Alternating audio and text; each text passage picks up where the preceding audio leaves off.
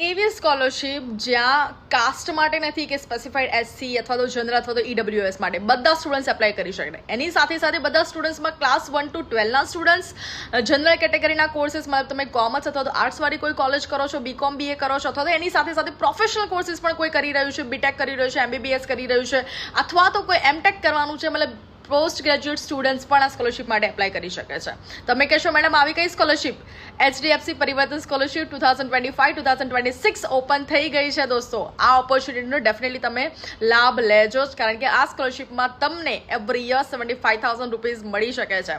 અને આ સ્કોલરશિપના ખાલી ને ખાલી 1 વર્ષ માટે છે. જો તમે એના જે પણ એલિજિબિલિટી ક્રાઇટેરિયા તમે એક્સેપ્ટ કરો છો તો એ તમે પ્રૂવ કરો છો તો તમને એવરી યર જ્યાં સુધી તમારું એજ્યુકેશન કમ્પ્લીટ નહીં થાય ત્યાં સુધી તમારી આ સ્કોલરશિપ કન્ટિન્યુ રહેવાની છે.